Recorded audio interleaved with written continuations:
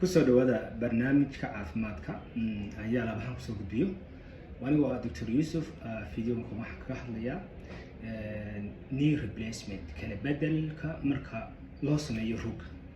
halkan waxaan ku hayaa raadsadii tusaale ahaan raadsadii ruga oo marka normalka tahay gaaba u dhaxeeya laba laftii sare iyo laftii hoose space baa u dhaxeeya gaaba u dhaxeeya oo arjawdii iyo kushinkii meniscuskii iyo wixii oo dhan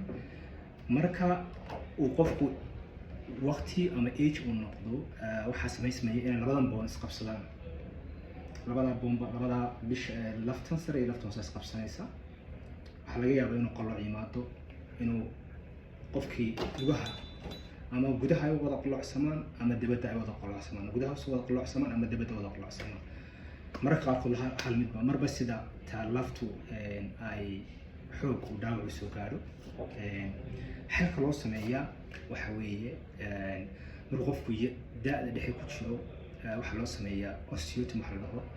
laftan sare laftan hoose tusaale ahaan oo kale si fiican idima muuqanayso laakiin laftan hoose ayaa loo sameeyaa in qayb la jaro qayb la jabiyo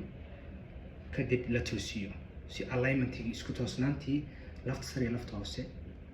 ay u timaado marka jabinta la jabinaya waxay qofka u sahlaysaa in uu u safe u noqdo in aan dhaawac soo gaadhin ama damage soo gaadhin oo gaab u sameysmo laakiin qofka hadduu da' gaaro waxaa loo sameeyaa kala bedel knee replacement kala bedelku muxuu yahay waxaa loo sameynayaa mar haddaad arjawdii iyo kushinkii wixii ama meniscuskii wixii oo dhan ay dhammaadeen laftan sare in baa laga jarayaa laftan hoosena in baa laga jarayaa marka tan qaybtan hoose waxaa la gelinayaa tan ayaa lagu bedelayaa qaybtan lafta sarena waxaa loo sameynayaa tan ayaa lagu bedelayaa birtan baa la gelinayaa marka iyada ayaa u noqonaysa shaqadii u qabanaysa saas u shaqaynaysa tan waxa lagu fadhiisanaya qaybta hoose ee lafta tanna qaybtii sare ee lafta qofkii taasa u shaqaynaysa shaqadii ruga ayuu qabanaysa marka waa kana waxa weeye waa caag isaguna ku jira iyo labada bilood